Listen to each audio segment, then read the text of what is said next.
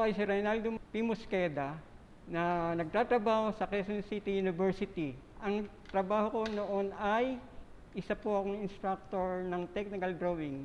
Ngayon ay isa na po akong library staff.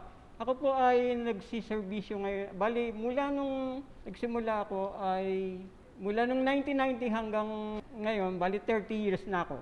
Ako po si Cheryl Patsyag Mostaho. Dati akong yung 1993, isa akong casual sa Quezon City Skills Training Center. Ngayon, QCU na, Quezon City University. Ngayon, permanent na ako dito sa office ng Student Affairs Unit, Admin Assistant 6. 28 years na ako dito sa Quezon City University. Mas matanda lang ako ng 1 year sa Quezon City University. My name is Maria Dita Sibogon from Physical Facilities, Admin 83. I'm 21 years in service in QCPU. Ako po si Milagros Rivera, nagtatrabaho dito sa QCU, Utility 2A.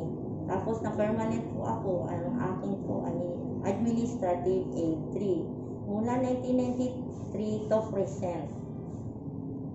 Ako po ay si Ginoong Nelson M. Lazare. Ako po ay isang dalub guro sa larangan ng asignaturang liknayan po sa Quezon City University po. Ako po ay naatasan bilang maging isang campus coordinator, OIC campus coordinator po sa ilalim po ng pamumuno ng ating Pangulo, Dr. Teresita V. Atienza.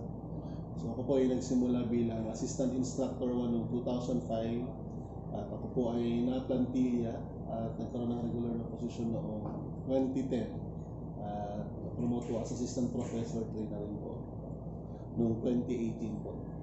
I'm Mr. Randall Diastasio, and students here in Quezon City University know me as Sir Jai because that's my nickname. I am assistant professor here in the university and currently the Batasan Campus Director. And I've been connected here for almost 14 years na. Okay, so nung nag-start ako dito sa QCU, na dating QCPU, Instructor 3, and then by 2010, naging department head ako ng Science Department. Tapos, nag-held din ako ng iba't ibang mga position dito sa university like Laboratory Analyst, Research Coordinator for General Science, and then naging member din ako ng Research Department. Recently, naging head ako ng Curriculum Development and Planning Division ng RESD. So, last January 6, 2021, na-assigned ako as Batasan Campus Coordinator. Ang Quezon City University ay nagsimula 1989 hanggang 1994. Quezon City Skills Training Center ang tawag doon. After noon, na-amyendahan siya ng March 1, 1994. Then, naging Quezon City Polytechnic College. After nung naging Polytechnic College na siya, hanggang lumakad ang panahon, hanggang ngayon naging Quezon City University. Ang mga bumubuo nito, nung una kasi si Angge Herrera, hawak siya bali ang pinaka-boss niya, si Mayor Simon. After nung kay Mayor Simon, meron naman kasunod si Naba. Yung Mr. Nabang yun, sandali lang siyang nanungkulan. After noon, meron naman isang kasunod, si Dr. Santos. Galing siyang Marikina Institute of Technology. Naging director siya. After ng director niya, doon na pumasok si Dr. Vergara ng TUP. Si Dr. Vergara ng TUP, siya ang emeritus president ng TUP. 20 years kasi, pag tinawag kang emeritus, 20 years ang serbisyo mo sa TUP. Kaya yun, emeritus siya. After nun si Dr. Vergara, si Dr. Carage. Actually, hindi maituturing na executive kasi pag presidente, iba yun sa Ang tungkulin kasi ni Dr. Vergara, parang hindi siya presidente. So, tapos, ang pumalit, after nung natapos na ng posisyon, almost 10 years yata siya. Yun ang pagkakaalam ko eh. After nun, si Dr. Carage naman. Siya ang itinuring na presidente. Galing siyang PUP naman, si Dr. Carage. So, after nung kay Dr. Carage, bali, ang kasunod na, Secretary Enriga. After nung kay Secretary Enriquez, si Dr. Enriga. Ang mga ino-offer na skills training, bali, una yung garment trades, no? Pangalawa, yung high-speed sewing. Tapos, sa ano kasi sa garment trades, bali, 5 months lang siya. Kasama na doon yung OJT. After nun, yung high speed naman, 3 months, kasama na OJT. Ang OJT, minsan, 1.5 months, maski na doon sa garments, maski na sa, sa high speed. Then, sa automotive, ganun din, 5 months. Sa electrical, 5 months. Sa electronics, 5 months. Then, sa welding, 5 months din. Ayun ang mga ino-offer na, na kurso sa Quezon City Skills Training Center. Ang QCU noon, 1993, siya ay isang skills training center. Ang Quezon City Skills Training Center noon, meron lang population na 500 estudyante. Ang mga kurso lang noon is 2 months na high-speed sewing, automotive, electronics, electrical, welding. Yan ang mga kurso noon. Noong Oktubre sa taong 1989, nang matatag ang QC Skills Training Center sa San Bartolome, Novaliches ni dating Mayor Bibido R. Simon Jr. Noong 1992, ang namahala naman sa Quezon City ay ang dating Mayor Simon Ismael A. Matay Jr. Mula sa pagiging QC Skills Training Center, napalitan ang pangalan nito bilang Quezon City Polytechnic noong 1994 sa ilalim ng City Ordinance No. SB 171-S94. Sa mga panahong ito, ang naging Executive Director ay si Dr. Jose M. Vergara. Nagluluto lang ako sa kantin. Pumunta yung director ng Skills Training Center, si Dr. Santos. Nagsabi sa akin na mag-build up ako para sa City Hall maging utility ako. Ngayon, ang sabi sa akin, para daw maging tao ako ng Quezon City. Yun ang sabi ni Sir Santos. Nag-start ang QCPU 1994. Isa siyang skills training nung time ni Mayor Simon. And then, nung time na naging skills training pa lang ang QCPU, nasa City Hall ako sa Kadak, doon ako nagtatrabaho. Tapos nung mawala si Mayor Simon, pumalit si Mayor Ismael Matay. Dinala kami ngayon ng isa ko pang kasama na wala na rito, si Vallejos. Dinala kami sa QCPU. Ang presidente pa noon ay si Sir Vergara. Si dating Mayor Matay ang sumulat ng QCP 5-Year Development Plan para sa taong 1995 hanggang taong 2000. Ito ay nakatuon sa 3-year courses na mayroon sa QCP: Automotive, Electric Refrigeration and Air Conditioning, Welding, and Fashion Technologies. Noong 1995, tinatayang 48% na napagtapos ang sekundarya na galing sa isang pampublikong paaralan ng Quezon City ay hindi na nakatutungtong pa ng kolehiyo dahil sa kawalang kakayahan at kakulangan ng burong pinansal. Pinunan naman ito ng Quezon City Polytechnic sa pamamagitan ng kanilang mga maiiksi at praktikal na kurso.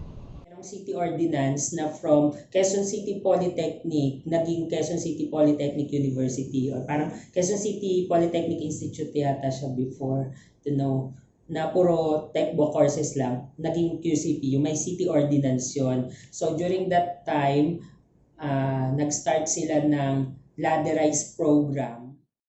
Ang QCP ay naging QCPU o Quezon City Polytechnic University noong 1997 sa ilalim ng Ordinance No. SB 544-S97 upang ang universidad ay mapagdagdag ng mga kurso. Kahit ang mga empleyado at mga anak nito ay nagkaroon ng pagkataong mga pag-aaral at makapagtapos sa universidad. Kasi nung time na naging Quezon Polytechnic University na, nandyan na yung nag-aaral ako, nakapagtapos ako ng pag-aaral, kasi hindi nga kaya ng magulang ko na makapagtapos ako. Nung medyo maedad na ako nung nakagraduate ako 59 nung makagraduate ako, 4 years. No? Tapos sabi ko sa tatay ko, antayin mo muna ako makagraduate. Kaso nung bago ako mag-graduate, konti na lang April December namatay yung tatay ko. Hindi niya makita ko sa stage. Diba? Parang ang sakit-sakit. Kasi ipapaano ko sa kanila na kahit hindi nila ako tinulungang mag-aral, nakapag-aral ako ng dahil sa QCPU. Ang sarap ng pakiramdam na dahil sa QCPU nakatapos ako, kahit nagtatrabaho ako, alam mo yun na gabi na kami umuwi. Ang karanasan ko dyan, yung nung nagtatrabaho pa ako, bago pa lang ako sa QCPU, yung kalsada sa Uyo hanggang San Bartolome, inaayos. Nilalakad ko mula C5 hanggang QCPU. Ang kubad ko pa naman maglakad. So, ang ginagawa ko, alas 4 pa lang nagigising na ako para pagdating doon sa makakalakad ako kahit 1 hour papunta sa QCPU. Yun ang naging karanasan ko talagang hindi ko malilimutan. Malaking bahagi ito sa akin nga, QCU, dahil dito nag-aaral ang aking anak. Naging cum laude siya dahil sabi ko, mag-aaral kang mabuti dahil para ikaw ang umahon sa akin sa hirap. Hanggang ngayon nagtatrabaho na siya, kaya malaking tulong sa akin ang QCPU. QCU na ngayon to, kaya hanggang ngayon nandito pa rin ako hanggang mag-retire na ako. Yan ang pinto ng buhay ko dito sa QCPU na malaking binago sa buhay ko. Sa taong 2001, sa pamumuno ng dating mayor na si Feliciano R. Belmonte, na ipasa ang Ordinance number SB 1030 S2001 na naglalaman ng QCPU Charter. Sa taong 2003, si Ofelia M. Carage ay naitalaga bilang Executive Director ng QCPU. Pagkaraan naman ng 2 taon, siya ay naging Pangulo ng Universidad.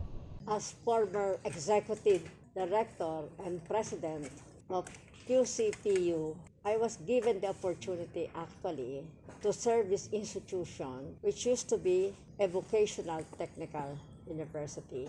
And I cannot but mention the name of 2 persons. The former President, Secretary Salvador Enriquez, who actually asked Mayor Belmonte to call on me to really be with QCPU after my retirement as PUP President. In fact, while at QCPU, have never given up my work at PUP. I continuously perform my tasks as a PUP President Emeritus and a university lecturer. It was only last year when I actually have given up my consultancy, my classroom work. At that time when I joined QCPU, I did not feel that I was getting old. I was as young as I may say, maybe God is so good to give you that kind of energy. And so many people of QCPU can attest to that.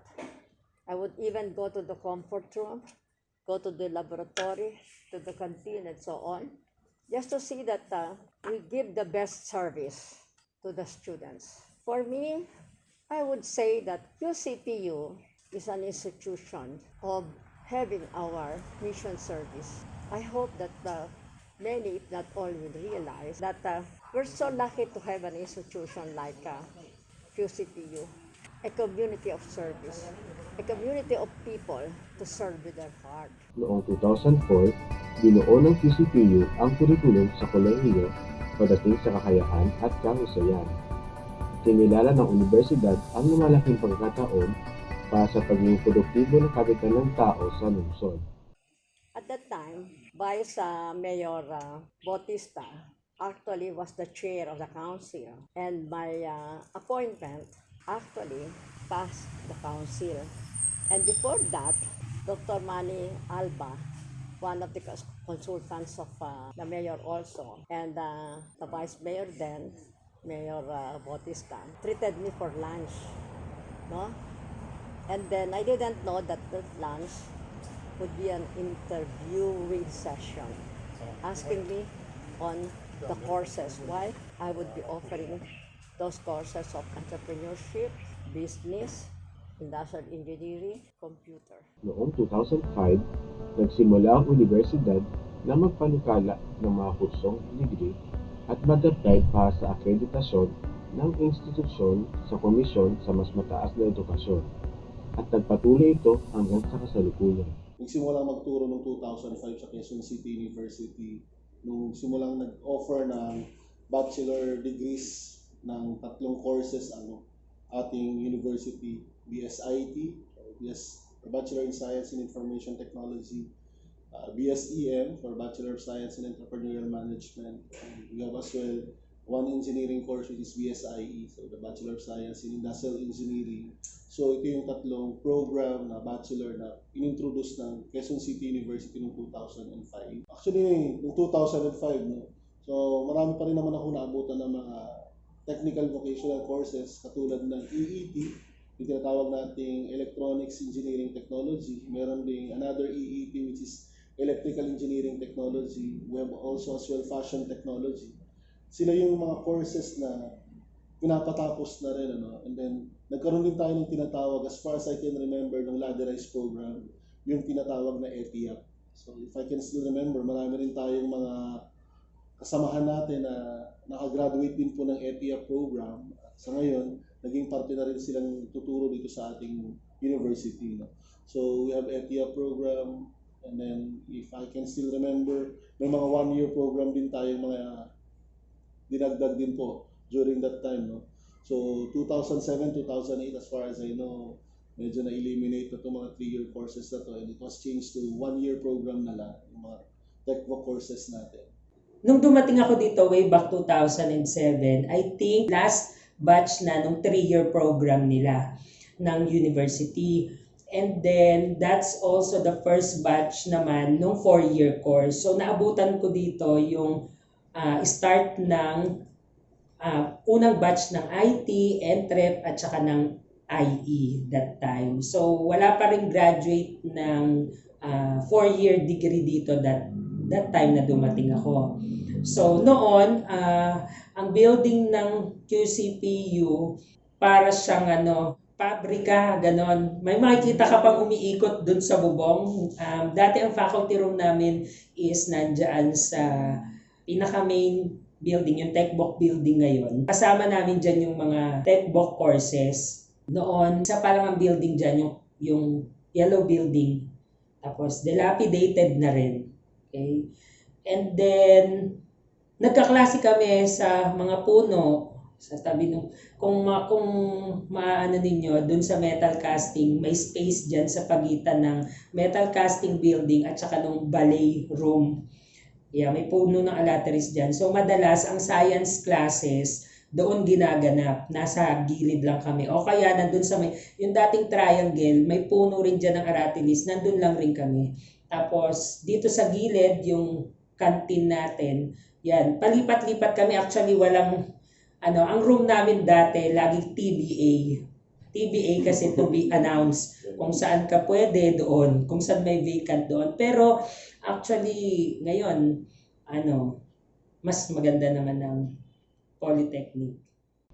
Taong 2006 hanggang 2007, ang unang satellite campus ng QCPU ay itinayo kung saan matatagpuan ito sa loob ng compound ng Division of the City Schools Office sa Barangay Santo Cristo.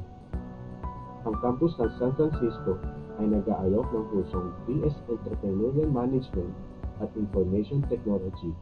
2005 to 2010, nagkaroon na rin tayo ng 2 satellite campuses, San Francisco campus and then followed by the Batasan campus po. So basically meron tayong isang main which is San Bartolome, and then meron tayong 2 satellite campuses, primarily si San Francisco campus, and then the other one is Batasan campus. Ang akreditasyon ng JED sa QCPU ay natanggap noong 2008 at ang charter ng QCU ay napayaman noong 2009 ng Ordinansa Bilang SB 1945 S 2009 sa pamumuno ng dating Pangulo ng Universidad na si Secretary Salvador M. Enriquez at Herbert Bautista ang alkalde. It was followed then by 2009, and it was another than Secretary Salvador M. Enriquez Jr. Noong ating 2010 naman po, dito naman po nagkaroon na ng plantilla position na regular na po yung ating mga faculty and staff ng Quezon City University. I may rate si Secretary Enriquez ang pinakamadaming nagawa, siya yung pinakamatagal, saka hindi lang yon kasi businessman yan seasoned man yan, dating secretary ng budget yan, dating secretary ng finance yan, member ng monetary board yan, may sarili siyang business na up to now existing.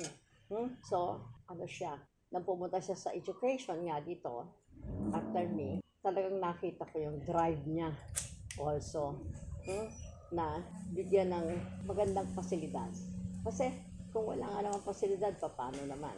Kaya marami siya itinayo. Yung academic building, yung sa library, yung sa BOCTEC. Nag-add tayo ng mga courses din, no?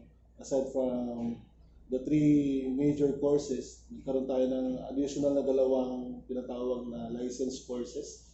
Una is the BSEC, isa sa engineering courses, the Bachelor of Science in Electronics and Communications Engineering. And then, yung bagong course natin na dinagdag for license is BSA for BS Accountancy.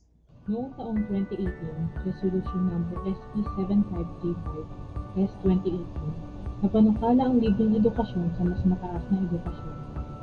Ito ay sa ilalim ng Republika bilang 10931 o Universally Access to Quality Tertiary Education Act ng 2017. Ang QCU ay nagkaroon ng OIC President nang ang Quezon City Polytechnic University ay naging Quezon City University sa ilalim ng Ordinansa bilang SP 2812 S 2019. Sa sandaling ito, ang QC ay nasa ilalim ng kasalukuyang administrasyon ni Mayor Joy Del Monte.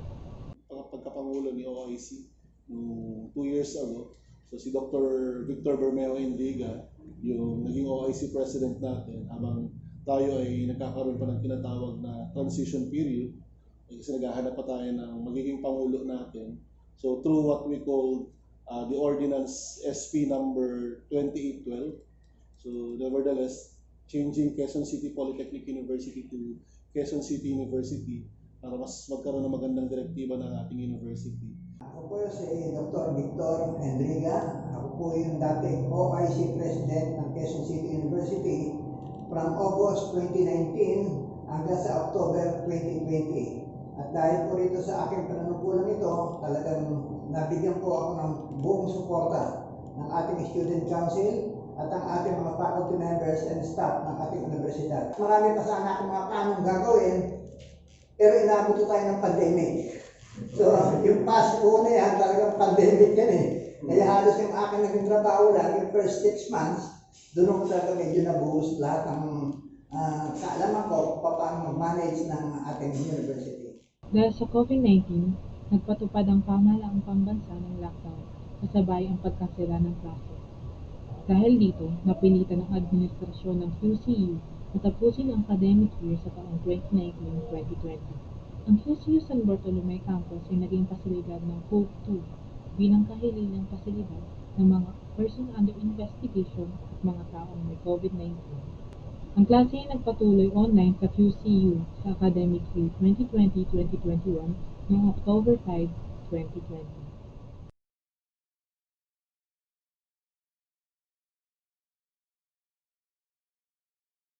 Ang ating Pangulo po ngayon ay si President Dr. Teresita V. Atienza po. So siya na yung magtitimon sa atin ngayon sa tinatawag nating hashtag niya po, which is hashtag 1QC yung nga po.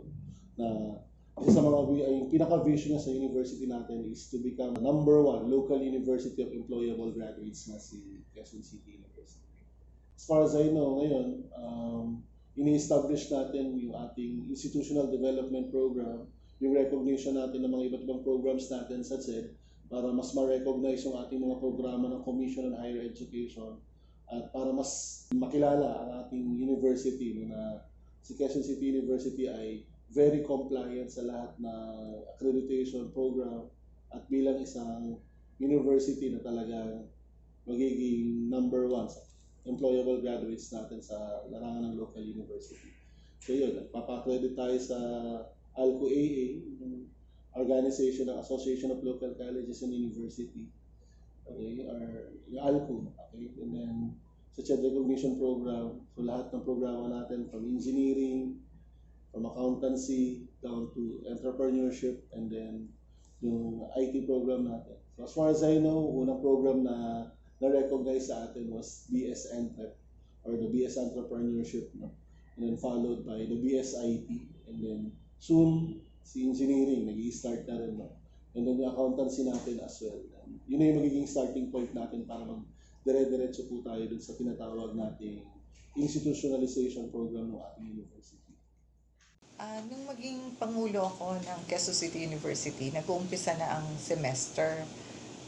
First semester kasi nag-umpisa na October 5, 2020. Tapos I was elected president October 8. But I was not able to assume immediately kasi nga I have prior commitment. So, tingin kong unang-unang pagtugon ko sa pangangailangan ng mga estudyante, yung pamamahala ng distribution ng laptop. Alam naman nating lahat na binigyan natin ng laptops ang mga estudyante natin dito.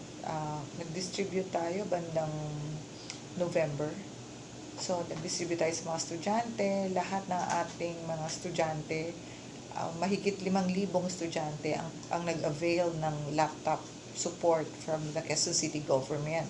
Tapos yung ating mga faculty din, binigyan din natin ng laptops ang mga faculty, both those who are permanent at saka yung mga part-time faculty members natin.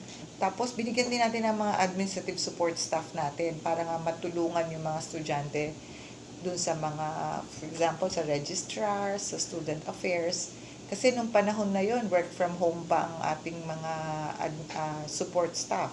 Ang mga teachers naman natin, working from home, teaching online. So, binigyan din natin sila ng ganong suporta para nga ma-improve yung delivery ng teaching sa ating mga estudyante. Sa dadating na semester nga, magdi-distribute na tayo ng packet wifi. Ganun din ito, ang lahat ng estudyante ay bibigyan. At every month may load na pwedeng gamitin ang mga estudyante, internet load na pwede nilang gamitin, pwedeng gamitin sa classes, sa pagkaklase, pwedeng gamitin sa pananaliksik, sa research, pwede nilang gamitin din sa tulong sa pag-test ng mga sa practicum nila, di ba? Yun yung ginagawa natin. Sa teachers din, bibigyan natin.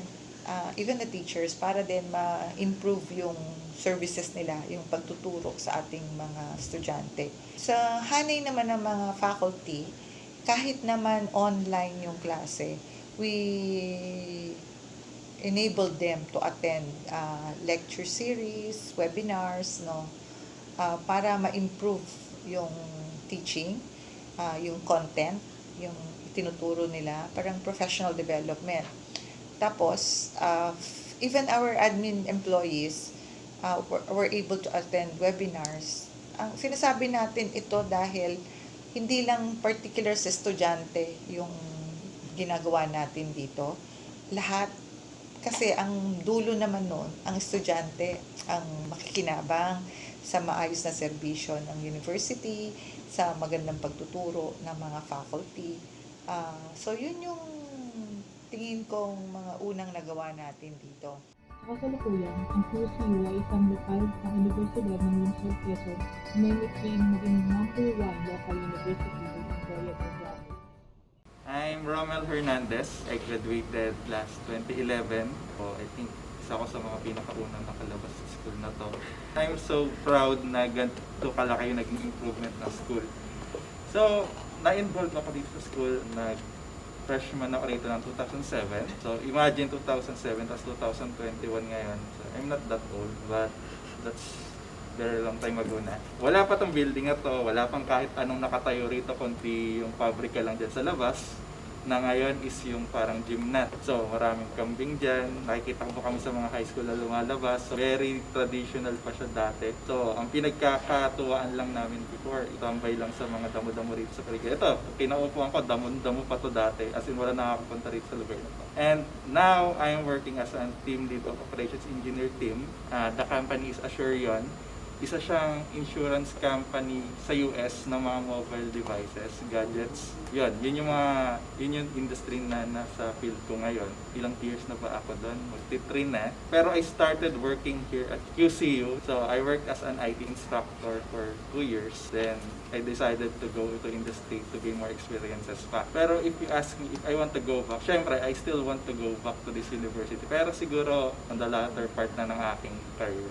Hello, ako si Friends Brit. We pioneered Batasan campus for QCPU Batasan last 2009. When it opened, we were the first batch there. I'm from batch 2014. So if you will notice, I was here for 5 years. It was a long story and a very dramatic one, so I will not go into it, So sa Batasan kasi, it's a very small community kasi it's just one building, but we have like 3 courses there. So engineering, IT, and EM is there, and up until we graduated or even when we transferred here, the community that we built there stayed with us. We are still friends from the people I knew there, and we're still friends, including Jericho.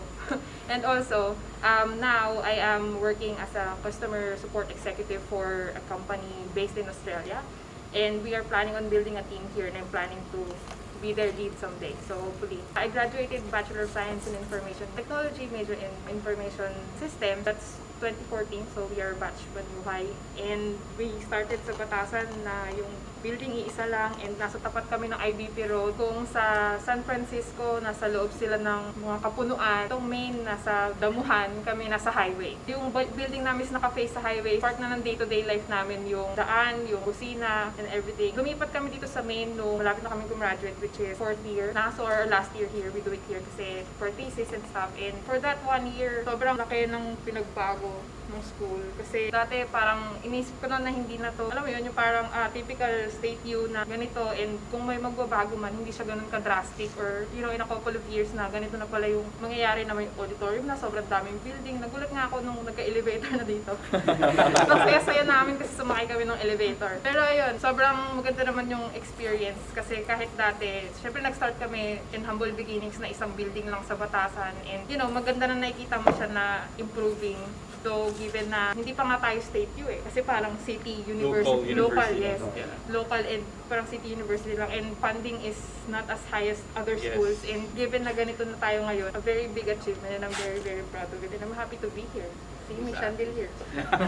So I am Rod Brian Santos. So kabatch ko si Friends. I graduated 2014, batch Banyu High. I took a Bachelor of Science in Information Technology, major in Information Systems. So I believe we were the second batch of that major. And as time goes by, laging may comparison. So kami daw yung pinakapasaway that time. So marami kami mga experiences and whatnot during that time. And then, basically QCPU or QCU right now was not my first university. So I was a transferee, and I graduated high school actually year 2007. So I was supposed to graduate at 2012. Basically, I took up 2 years of engineering from a different university. Nakita ko yung difference. Sobrang laki. So I came from a state university that is somehow well-established comparing to QCPU at that time. So we actually joke around the name of QCPU, no? So we either call it Quezon City Pila University or Quezon City Primitive University. Kasi sobrang oldies nun dating. And I remember, pumasok ako sa Rizal Tech, previous university ko. Somehow automated or somehow computer-aided yung enrollment. So I only have to fill out a pre-advising form kung yung take mo. Ganyan. So I remember that. And then when you fill it up, ganyan, advice and whatnot, computerized na rin yun, print na ng registration form. So nung pagdating ko dito sa Quezon City University or Quezon City Polytechnic University at that time, I didn't know na yung 4 registration cards. isusulat mo isa-isa. Imagine 4 copies, isusulat mo yon. So, paano kaya pag first year ka and you have like 30 units? Diba? So, good luck. So, I didn't know na ganun. So, ako parang that time, okay, I will just write everything and then whatnot. And then afterwards, since I am a transferee, I was a transferee, so medyo sira-sira yung schedule ko. So ngayon, day 1, the first day of school, dumating, ganyan-ganyan, and whatnot. Nagtataka ako, lagi akong wala sa roster ng mga classes ko. Yung pala, isa sa mga process, kailangan isulat mo yung name mo bawat subject, may pila. So I didn't do that because initially, I thought when I already write yung registration form, itatype nila yun somewhere else. So I didn't know. So parang ganun yan, no? Ganun yung experience, yung first experience na hindi ko makakalimutan dito sa Quezon City Polytechnic University. So basically, I do business analysis and project management in a firm somewhere in Pasig. So it's an international firm. So first, when I entered this university, actually I started college 2 years late. When I entered the university, I'm very excited to study again. The first year was very cute. Sabi ko very cute kasi puro kami, parang high school feeling pa rin kasi. So parang freshman year mo yon. Parang nandiyan pa yung takot pa ako na gabihin ang uwi kasi pagagalitan ako. So we started ng mga friends ko na mag-Jollibee muna dyan sa Nova Square. So ang labas ko 5 p.m. Pag mga 5:30 medyo kinakabahan na ako. Pag tagal-tagal naging hanggang parang maabot na kami ng bayan. Nova Mall. So sa Nova Mall, so medyo ginaabot na ako ng 7 p.m. Nung pag walang teacher, most likely kasi walang teacher. pagkahapon yung klase namin. Pag walang teacher, so kaya na Mega Mall, sobra na pala. SM Fairview. So ganun yung naging parang routine namin ng aking first year dito sa university. As the day goes by, yung mga years na tinagal ko rito, sobrang bibo ko kasi ng aking first year. I think Brian can connect to me on that. Kasi nung naging student ko siya, nagturo ako dito. Ganun siya katagal dito. Ganun ako ka-loyal sa university na to. After kong makagraduate, na-encourage ako magturo dito at naging student ko si Brian. Medyo naging success siya paano ako naging bibo kahit ng teacher na ako dito. Nung first year ko kasi dito, parang syempre ako 2 years ako nag-stop ng study after graduated ng high school kasi. So parang feeling ko kailangan itodo ko yung efforts ko pagka nag-aral na ako ulit. There is what we call LECIT. So yun yung pinaka-organization ng IT during that time. Siyempre ako, naging parang automatic, parang may election pa nun. So parang ako yung nanalo parang first year representative. So by LECIT, actually malaking tulong sa akin si LECIT kasi doon ko mold yung aking pagiging leader. So nahubog niya ako paano pala dapat makitungo sa iba't ibang tao. Yun yung naging start ng pag-mold sa akin bilang isang leader. So later on, the following year, hindi na nagpa-election si Ma'am Au. Okay, so ako na agad yung ginawa niyang president by choice na siya. Hindi na siya parang, okay, appointed ka na president ng LECIT kasi yung president na sinundan ko is graduate na si Anthony Mola Cruz. So, when I became president, siyempre, ang yabang-yabang ko, parang, okay, president ako ng IT, ganyan. Nakilala ako ng halos lahat ng batch namin. And later on, pati yung mga students na ahead sa amin, mga 3rd year na, 4th year na. Parang ako yung naging lapitan ng tao, ng lahat. Almost all students ng IT. Tinake ko yung pride na yun na, kunyari, pa sports pa si QCPU, kailangan active ako, nagaganto, gagawin ko ito lahat. Ganon na kuminold ng QCPU. Pero syempre, along the way, makaka-experience kami ng mga, syempre student pa rin naman ako, parang extracurricular ko lang yung organization. Diba? Parang minsan tumatama rin sa isip mo na, ano ba dapat kong priority itong kinahihiligan kong organization na to, itong studies ko. Kasi, to be honest, medyo tinatamaan yung performance ko sa studies. Kasi kailangan I have to think about the meetings, ganyan. Kay president pero tinitake ko nga yung pride So, naging sobrang bibo ko nung aking first years dito sa university. So, in the 3rd year, yan yung parang medyo, di naman tinamad, medyo naglalaylo na ako sa pagiging active. Hindi pa rin kasi nagpapa-election si Ma'am Au noon. So, ganun katindi yung trust niya sa akin. Kaya sobrang love ko si Ma'am Au. Okay? So, and luckily, ang aking 3rd year is pumasok na si Ate Jack. I think you all know Ate Jack. Yeah. Very mature, tsaka marami na siyang alam talaga sa pag-aayos ng school. So, nagkaroon ako ng katulong. So, sinabihan ko talaga siya, nag-heart-to-heart pa kami. Sabi ko, Jack, kaya mo na to. Ako lang yung nakapangalan ng president pero tutulungan kitang mag-manage nito. Kailangan kasi mag-focus sa studies ko. So by that time, nag-agree naman si Ma'am Au. Nagkaroon kayo ng agreement na, okay, sa akin nakapangalan yung LECIT, ikaw yung mag-work background pero tutulungan kita. Kasi syempre may responsibility rin para sa sarili ko. Yun yung advice ko sa mga students ngayon. It's okay na magkaroon kayo ng extracurricular activities pero huwag niyong kalimutan yung sarili niyo. Okay?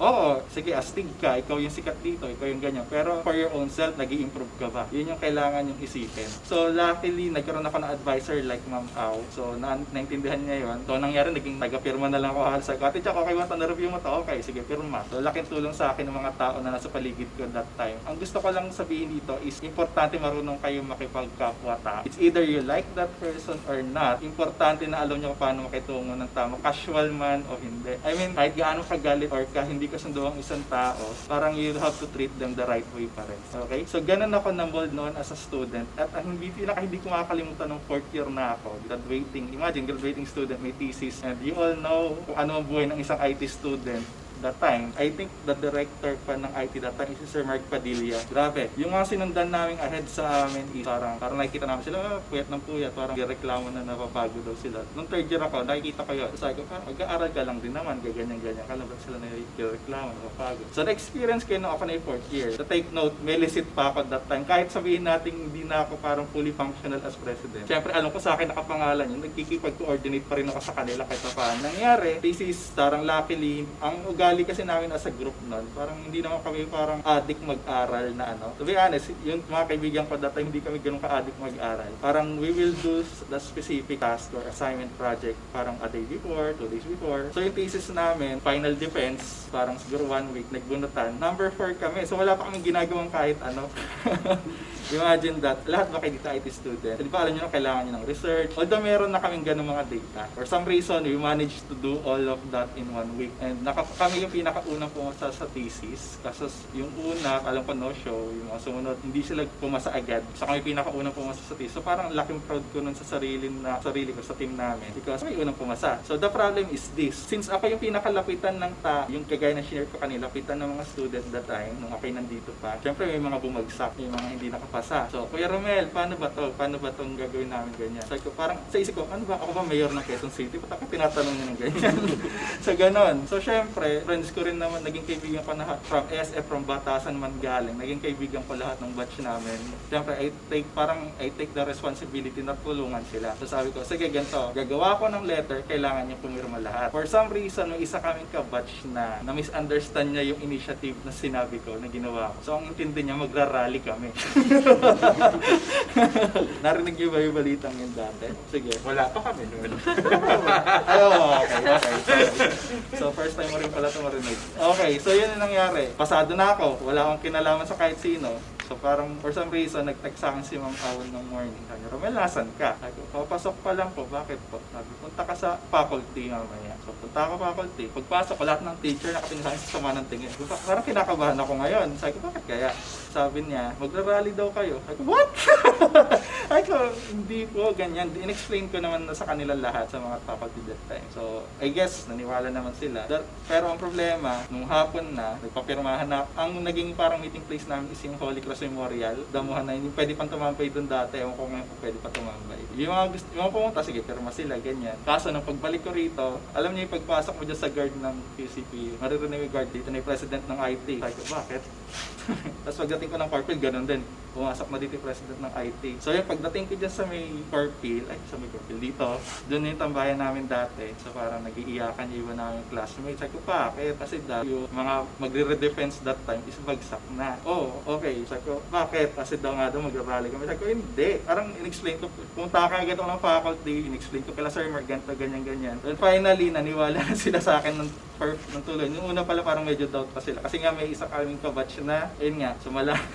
Pero hindi, okay naman siya. So, inamin naman niya, nagkamali lang siya ng intended. Ayun, nung sinabing ni-resume yung defense, pumasa rin naman sila later on. So, laking papasalamat din nila sa akin. And parang, lalo nung graduate kami, kung alam nyo lang kung gaano kami kaingay ng graduation, lahat ng violation ginawa namin. Asar na asar sa amin sila Sertano. Kasi, ang venue pa namin is yung parang church dun sa may tapat ng SM North. So, yun, sabi nila, wag daw magbabaton ng cup. Nung sinabing graduate na, lahat kami pinagabaton namin yung cup namin. Kasi masayang-masaya lahat na nakagrad. If isa-summarize ko lahat ng nangyari na yon, kung paano ako talaga natulungan ng QCPU, I would like to thank si Sir Mark talaga. Although, nagkaroon kami ng rough relationship because nga sa incident na yon, that time, nagkaroon ng mga konting tampuhan. Marami feel naman yun, kahit nung nagtuturo na ako rito. Medyo hindi namin nalimutan kasi nga nagkaroon ng misunderstanding. So ayun, na-mold niya ako na parang mas maging matibay, lalo na yung mga experiences ko sa QCPU. So paglabas ko ng QCPU, unang company ko sa labas is Unilab. yung pharmaceutical company. So na-apply ko lahat doon kung ano yung mga natutunan ko dito na pagka pinagalitan ka ng boss mo, hindi ka dapat magtatampo. Kasi paglabas nyo rito, hindi pa naman yung kagaya ng kung anong ina-expect nyo. Mas mabigat pa sa labas. Tutusin. May student pa ba rito? Mas mabigat kung anong problema nyo rito sa loob. Huwag nyo isipin na, pag hindi ko nagawa to, wala na, dead end na. So hindi yun ganon. Mas mabigat yung haharapin niyo sa labas. Pero that's okay. Part of learning experience niyo yan. Pero medyo slow burn kasi yung sa akin eh. Hindi siya yung first year pa lang, ito ka na as a student. Hindi, medyo slow burn kasi dahil nga sa batasan ako nag-start, iba yung culture dun, iba yung community kasi parang lahat friends mo lang, tropa lang. Tapos, hindi lahat, syempre may mga stage, of course yung mga prof naman strict and stuff. Pero dahil nga parang community kayo, parang family nga eh, okay lang. Pero nung paglipat na dito, naging hectic na, dun na lumabas yung mga pagiging resourceful mo, pagiging madiskarte mo. Kasi syempre, estudyante ka, magkano lang naman baon mo, bumabiyahe ka pa galing kung nasan man yung batasan, galing ng batasan papunta dito. With your limited resources, parang natutunan ko na you play with what you have, you play with your strength, kung ano yung meron ka, and accept your weaknesses and don't be embarrassed to ask for help. So, nung kaya nung lumabas na ako for like industry work and everything, kasi nagturo din ako for a time, and then I realized na parang maybe the course was not really what I was really, interested in. It was just for me to graduate because I have to, kasi it's not, you also have to accept that things can change, na yung parang sa una, ito yung gusto ko ma-achieve. Pero after you realize and experience things, hindi pala yun yung end goal mo. So, ang naging end goal ko is gusto ko mag-manage ng tao, gusto ko people management. Kaya nag-venture out ako sa BPO, kaya doon talagang nagtrabaho ako to handle people, to be a leader. Kasi sa QCPU, na-apply ko yung resourcefulness ko kasi tinuturo ko yun sa iba. Nag-student council ako, nag-visit din ako for a time sa Batasan. And then, tas dito sa Novaliches, dito sa campus na to is nag-student council kami for the last year kasabay ng thesis. Siyempre, i-manage mo rin yung thesis group mo. So parang yung last year ko dito, yun yung pinaka-jump pack. Doon ko lahat na experience in a span of months lang. Siyempre, months lang kasi hindi naman buong taon talaga eh. Kasi siyempre yung summer is like OJT na. Oo, ganun yung medyo slow burn siya and kaya pinaka-memorable yung last na year ko dito kasi nandun lahat na experience at hindi ko ma-imagine kung paano ko nagawa yung lahat. Kasi ngayon, siyempre, ilang taon na nakalipas, almost 7 na. Mula nung gumraduate tayo, 7 years na. So parang hindi, kung ano yung ginagawa ko noon, parang hindi ko na siya kayang gawin ngayon. Kasi dati, syempre, hindi naman tayo natutulog. Hindi na tayo natutulog, thesis and everything. Ayun, yun yung kasi paglabas ko ng industry, kung ano yung natutunan ko sa school, yung paano ako nahubog is also humility.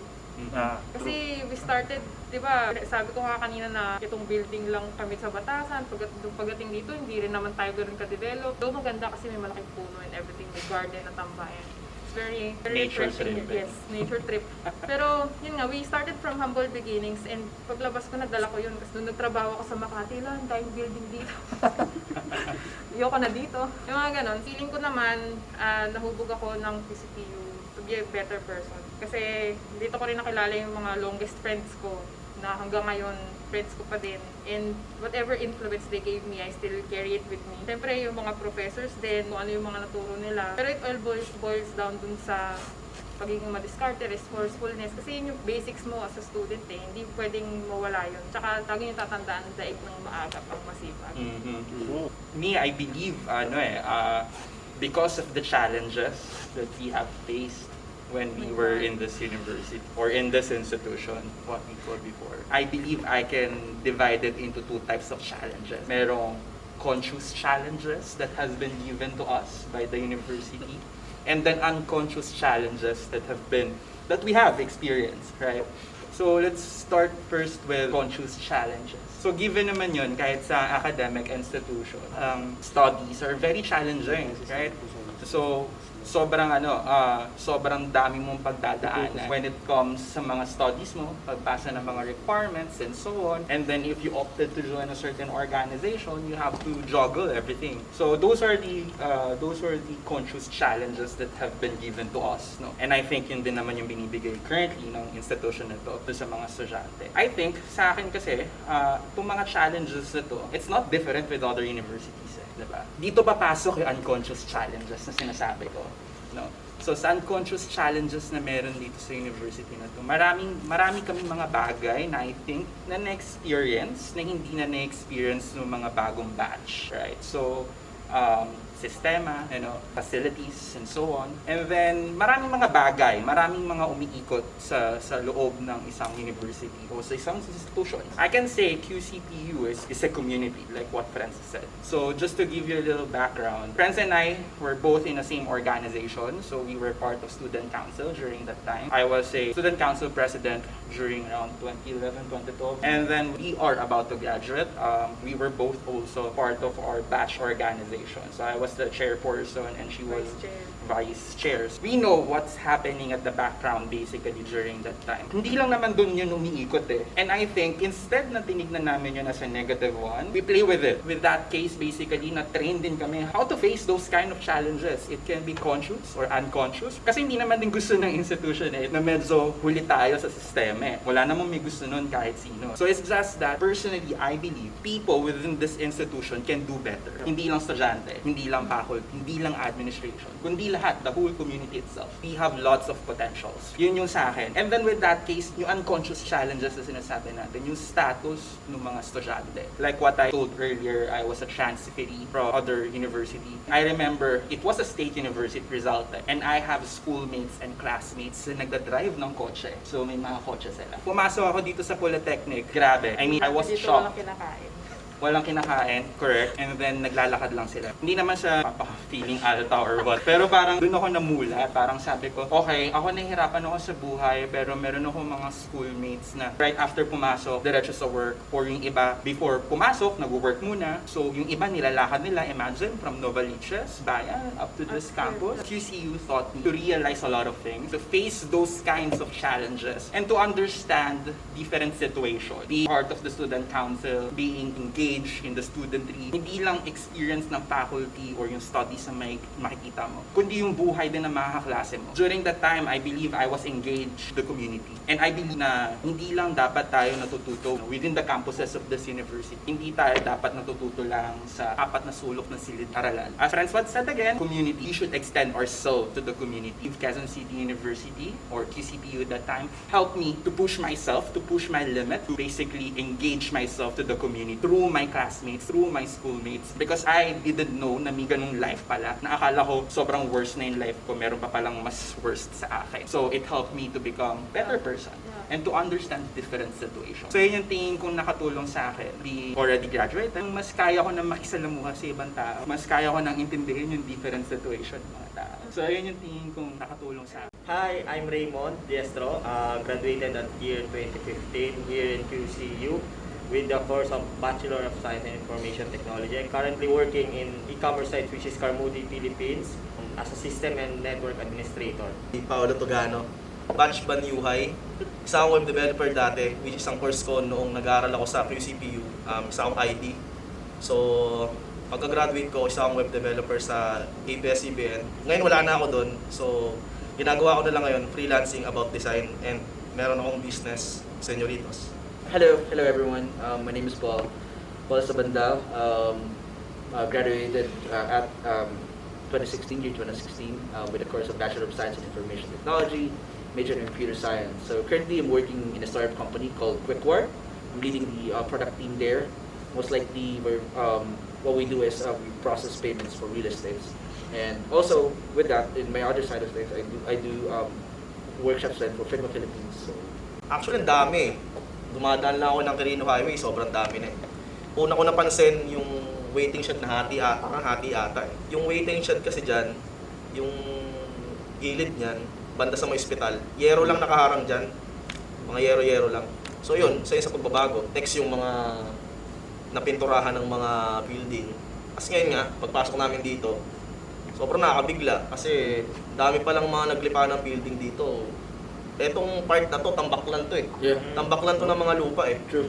Tapos yung isa dun sa, meron dyan yung parang, kala ko nga parking lang eh. Kasi mga baka lang siya. Building pa pala siya. Sobrang tambak lang yun, as in may mga tumutubo lang mga damo-damo dun. Pag nasa Belmonte Hall kami, tinatanaw lang namin yun. Ang makikita namin, dun na sa memorial, mga puno na memorial yung Baguio. Yung puno sa Baguio. Mga ganun. Yun lang yung nakikita namin. Ayun, sobrang dami pagbabago. Tulad nito, itong auditorium, wala nito dati. Ang tambayan lang namin, U-Park lang. Number one naman talaga yung infrastructure eh.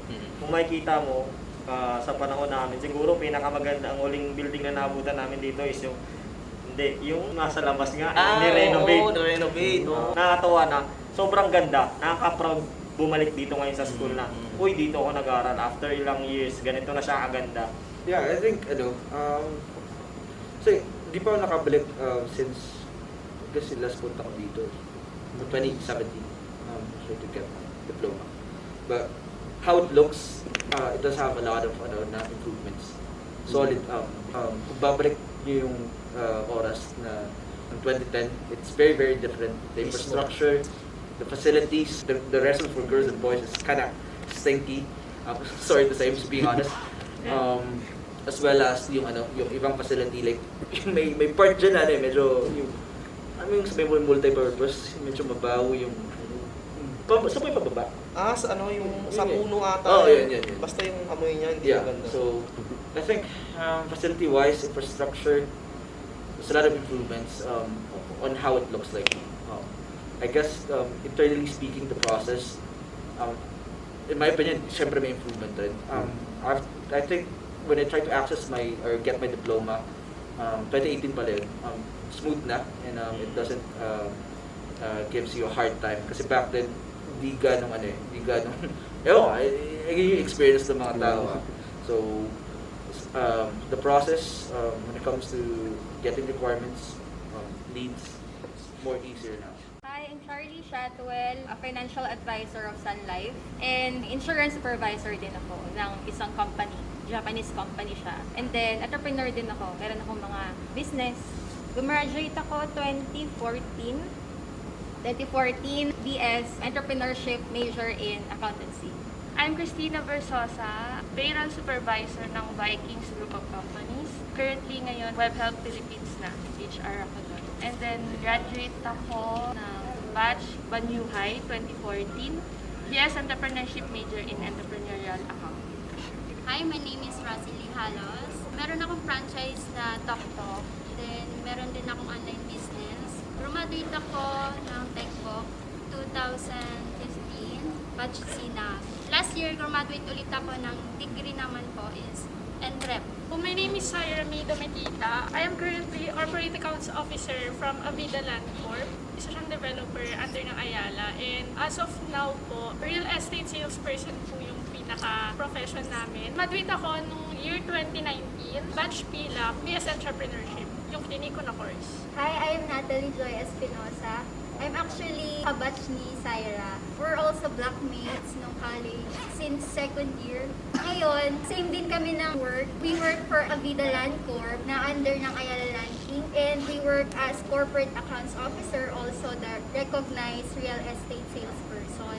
Bukod doon, nagtatry din kami na mag-put up ng sarili naming business. And syempre parang formulation pa din since yung course namin is based in entrepreneurship, which is graduate kami noong 2019 batch B lang. Magkakaisa tayo dito sa una pag-aaral na mabuti. At the same time nga, nag-e-enjoy din ako. Siguro may mga iba na during pandemic naisip nyo, hindi kayo makapag-enjoy kasi nasa bahay kayo, hindi nyo naman nakakasama yung mga friends nyo. Pero darating din naman yung time na magkakasama-sama kayo, konting tiis lang. Kasi kami talaga na-enjoy namin yung time namin na nag-aaral kami. Together talaga. Pangalawa siguro, sipag at syaga lang, makakagraduate din. Huwag nyo isipin na hindi ko to kaya. Kasi kung ano yung inisip mo, yun talaga yung mangyayari. Ang pinaka-itatak nyo sa isip nyo na goal nyo ay makatapos. Ang edukasyon na hindi matanakaw sa inyo yan. Importante ang edukasyon. Lalo na kapag lumabas ka sa outside world. Though, ang Quezon City University, hindi pa siya ganun kakilala. Pero tayong mga estudyante, or kaming mga naging estudyante at kayong mga estudyante ang magpapakilala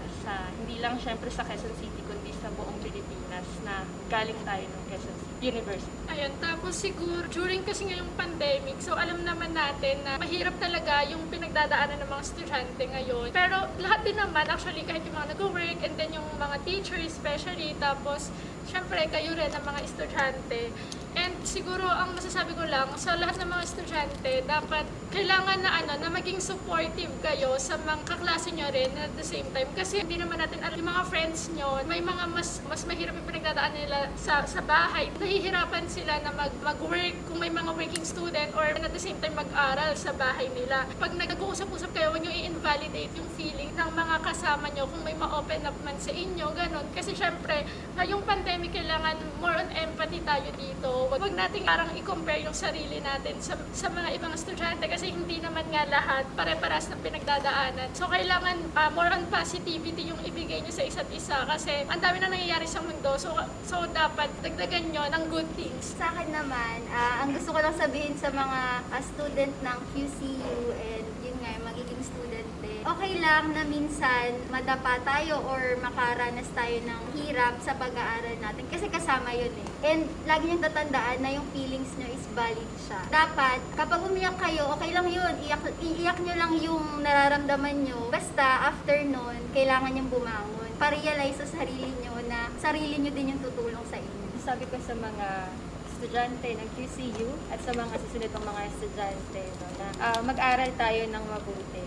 Kasi hindi lahat merong chance na makapag-aral. And ang kagandahan dito sa university natin is hindi ganun kamahal ang matrikula. Ay, wala palang matrikula. Hindi sa mga iba siguro. And then merong mga sumusuporta sa atin na mga taga-QC, no, na para makapag-aral tayo. So, i-take nyo lang yung chance na yon.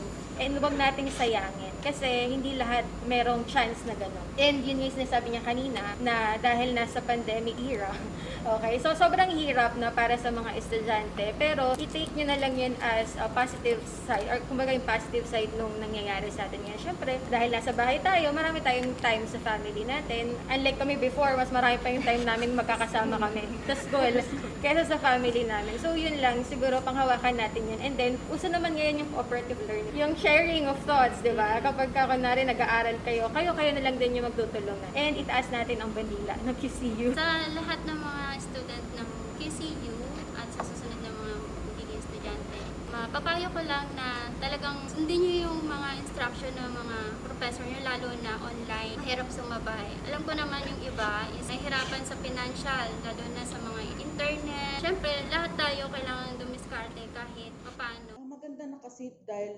progress na talaga ang QCPU, ang QCU. Kasi noon parang ano lang eh, parang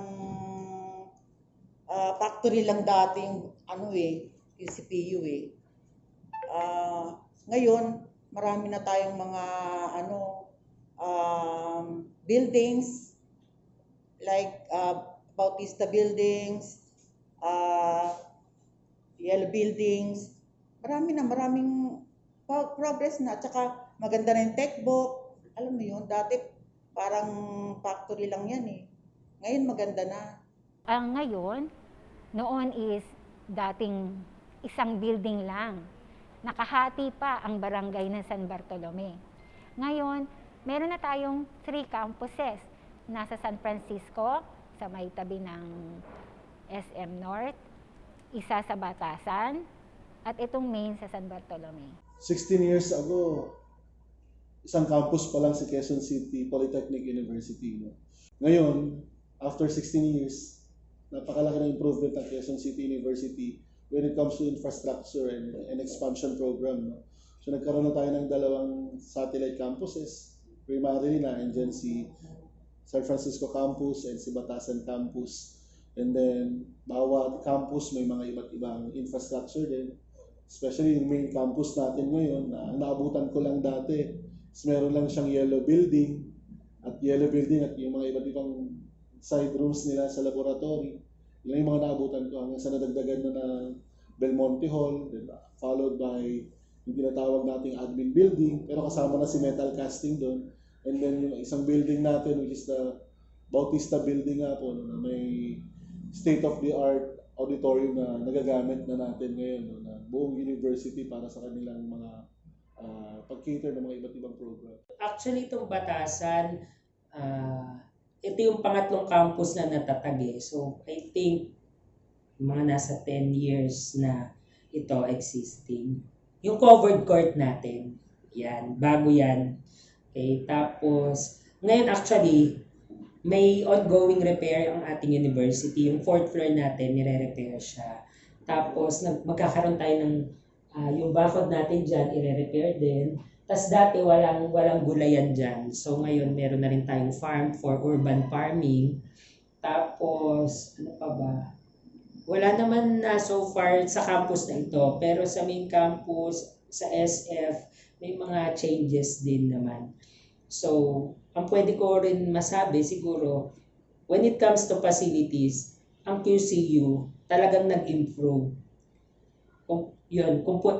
Kung sino ang pwede mong tanungin na nakakita ng improvement, baka qualified akong magsabi na talagang mula sa, sinabi ko nga kanina, mula sa puno ng Aratilis hanggang sa the aircon na classroom, meron na ang QCU. Noon, Diyos ko, kung maaalala ko, ang board namin nakapatong lang sa isang upuan.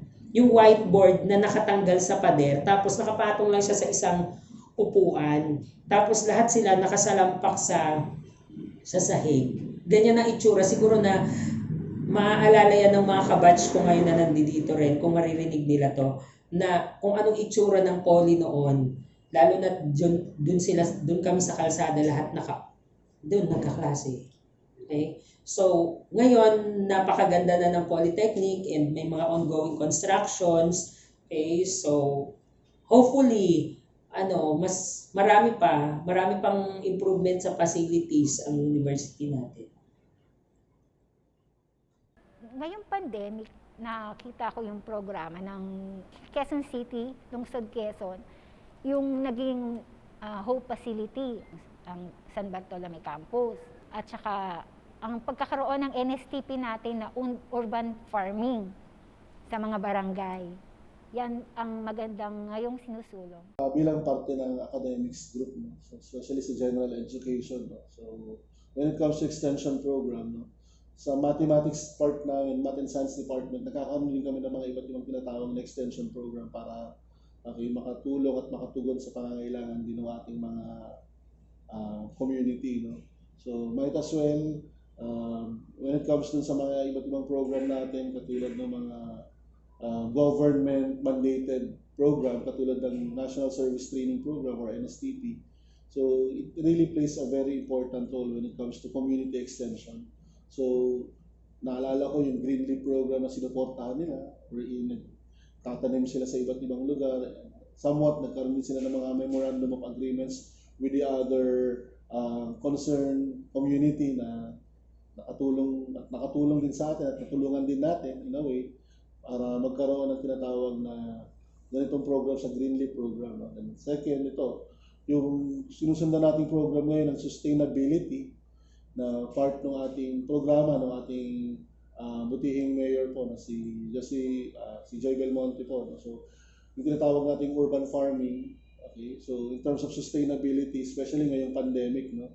So, it will really go beyond and further, no? Na masusuportahan ng Quezon City University yung program about food security. So, alam ko, Quezon City University Satellite Branch, okay, under the directorship of Sir Randall Estacio, ini-establish na yung tinatawag nating sentro ng magiging part ng urban farming doon. No? With the help of the NSTP head, si Professor Rogelio Reyes, na PESO head din na ating city. Okay? And then, our university president, Dr. Teresita Villatienza is also in full support dito. No? So, kung maaalala ko, aside from this program, yung Greenleaf program natin, yung urban farming natin, the vertical farming natin, will really be of great help sa city natin para sa mga ginagawa natin in terms of food security. So, alam ko, magdadagdag pa nga tayo kung hindi ako makakano is when it comes to yung iba't ibang government agency like the BIFAR, the Bureau of Fisheries and Aquatic Resources, nagbigay din sila ng tinatawag na aquaponics dito sa atin. Okay, na-install na yan sa Batasan Campus. Okay, so since nandito ako sa Batasan Campus, I can say yung isa sa pinaka-flagship natin, yung community urban farming. Actually, itong university yung parang model campus pagdating doon sa urban farming. Kaya meron tayo dyan, kung makikita nyo, meron tayo dyan small farm. Tapos connected ito sa mga community farm dito sa District 2. Actually, last 2 weeks ago, nag-visit kami sa Payatas at saka sa Violago na yung mga dating idle land, kinonvert na into parang farming. Pati dito sa Bagong Silangan, yung area na binaha, kung makaka-visit kayo dyan, napakaganda na rin.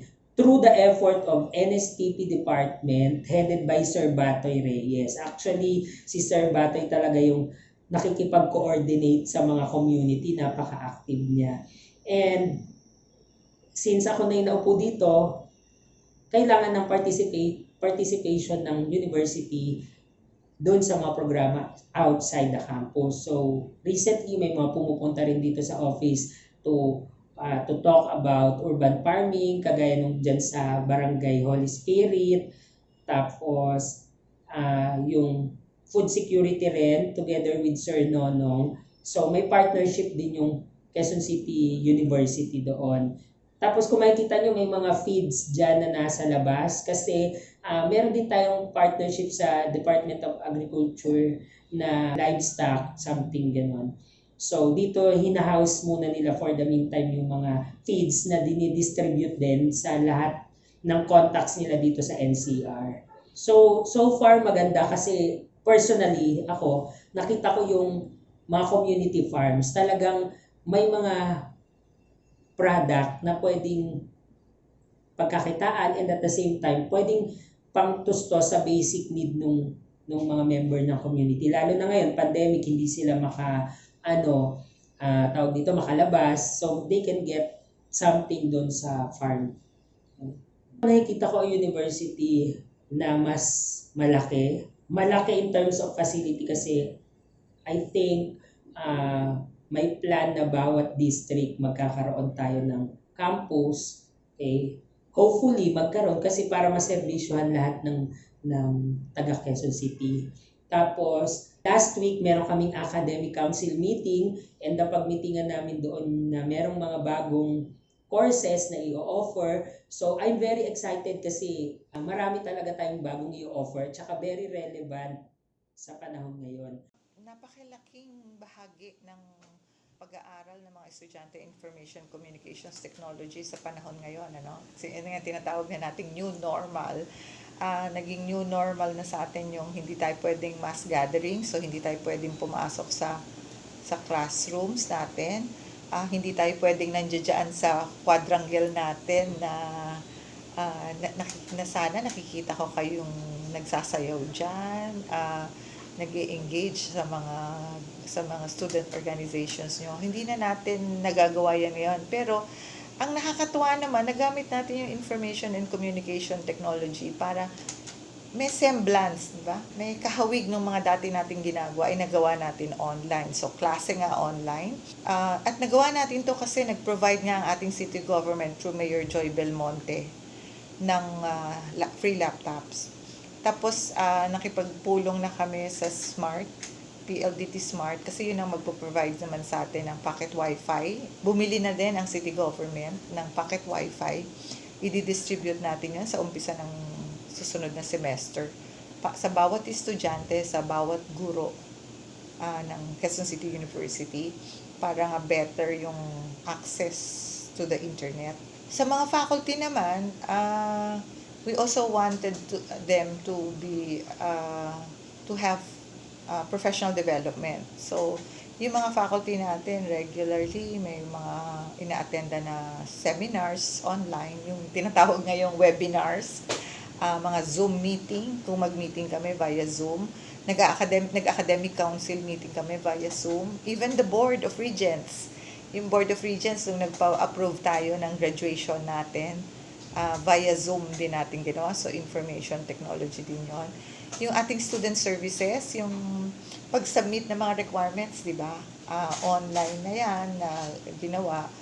Tapos, yung mga queries, natulungan tayo ng information and communication technologies dyan. Ano pa bang mga, nung Pasko, alam ko, nag-Christmas party ang mga estudyante natin ng ng online. So, kasi importante din yung socialization natin no, ng mga kaguruan, ng mga empleyado ng Quezon City. And students, I heard some students, nag-class Christmas party din. Medyo nag-TikTok sila na, di ba? Dito may TikTok contest by department. Unfortunately, hindi nanalo ang Office of the President. Kasi siguro ang presidente nila hindi marunong sumayaw. Ano pa ba? So parang nagka-semblance din naman tayo ng mga ganong activities. Ngayon ng ating University Week, di ba? Kakaiba pag-celebrate natin kasi a lot of our activities are online and we heavily use social media. Alam naman natin may limitations yung mga Zoom, yung mga Webex na applications, but we benefited from Facebook. So kung hindi man nakakapasok dun sa mga apps na yon, at least majority of our students and faculty utilized social media for information dissemination, for educational information, di ba? Edutainment ba tawag nun? Yung nanonood ka ng mga video that are educational as well. So, ganun natin hinarness yung information and communications technology. Hindi naman ito walang challenge. Very challenging, lalo na pag paputol-putol yung internet. Yung connectivity talaga is very challenging. Kaya may mga estudyante tayo, kahit anong pagtsatsaga nila, minsan talagang nadidisconnect. Ako minsan, as a professor, ganun din eh. Anong gagawin mo? May schedule kayong klase, pero brownout sa bahay nyo. Wala kang internet connection. So, wala na lang, di ba? But, ang maganda naman dito, while we are using information and communications technology, yung ating online class na hati natin into synchronous, yung sabay na online si teacher, online din si estudyante, at saka asynchronous.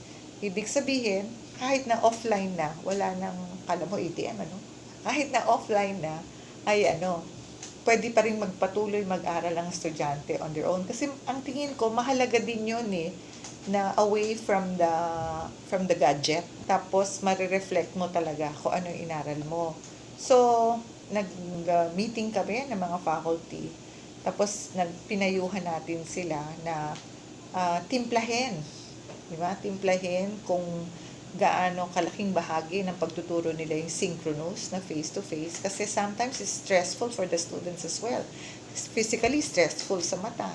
Kung minsan, pag hindi maganda ang tunog ng boses, physically hindi maganda sa tenga. O kaya minsan may nararamdaman ka na, diba, na hindi maganda, may anxiety attack ka na. So, pinayuhan natin ang mga faculty na tansyahin, timplahin, para kung may ganun na, kasi may fatigue din naman tayo eh. Diba? Ang tawag na virtual fatigue. So, pag masyado kang matagal online, nakakapagod, nakaka-stress, so sabi namin, timplahin kung gaano ka laking oras lang ang dapat in-spend online at anong bahagi naman ng pagtuturo, yung asynchronous. Yung hindi sabay, nag-lecture si teacher, ni-record niya, o bahala kayo, basahin nyo yan, o panoodin nyo yung video ko. Diba? Pwedeng sabihin ni teacher ni professor, itong video, in-upload ko, kung anong oras kayo mas maluwag, doon nyo panoodin. Diba? Maganda doon, pwede mong i-pause si teacher. Pag hindi mo naiintindihan.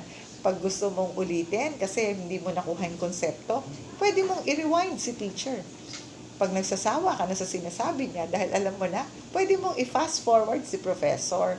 So, yun ang maganda dun sa asynchronous na ganon. Pwede din namang bahagi ng asynchronous yung nagbigay ng assignment and for you to do your research work. Kasi, naman tayo dapat matrain din natin mga estudyante to be independent learners. So, malaking bahagi ang ICT sa delivery natin ng education dito sa QCU. It is not without challenge, but I think, we have to tap each other on the shoulder, okay tayo, na isulong natin ang isang semester, and we survived. And hopefully, we survived really well. Ang nakakatuwa dito, lahat ng kurso natin ay may Certificate of Program Compliance na sa Commission on Higher Education. Bachelor of Science in Entrepreneurship, Bachelor of Science in Information Technology, Bachelor of Science in Industrial Engineering. Iniintay natin ang Certificate of Program Compliance ng ating Electronics Engineering. Meron tayong permit to operate for the Bachelor in Accountancy.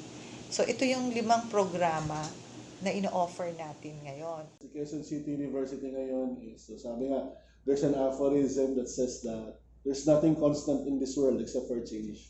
So lahat naman nagbabago for its betterment. So yung Quezon City University is now, okay, a known university, okay, a known local university na kung saan marireach na natin yung vision natin to become the #1 local university of employable graduates. So masabi ko dito, we're starting a bit na magsimula tayong ma-recognize lahat ng mga program natin. And isa pa, sinisimula na natin yan at kaya nga tayo naging Quezon City University is para mas makapag-adapt pa ng mas maraming mga courses na may offer natin sa ating community. So just like for example, di ba? If I can still remember the story kung bakit nga ba tayo naging Quezon City University kasi marami tayong mga courses na pwede pang i-establish na makatulong sa community natin. For example, when it comes to the city, di ba? So, kailangan natin ng mga teachers. And considering that napakalaki ng Division of City Schools ng Quezon City. That's the reason why, N years from now, I know for a fact that the university will establish an education course that will actually fit in to the needs of the city. Para sa akin, ang QCU ngayon, kung ano ang QCPU noon, para sa tingin ko para sa akin ganun pa rin naman. It's a home. Okay? Tahanan siya para sa akin. Hindi lang siya tahanan physically, but tahanan din siya na, sabi nga dun sa kanta natin, tahanan ka ng husay at talino. Okay? So, para sa akin, ang QCU ngayon, kung ano ang QCPU noon, ganun pa rin siya. Tahanan siya ng husay at talino. Kasi we are training our students to become the best. Sabi nga ni President Atienza, #1, we want to produce employable graduates.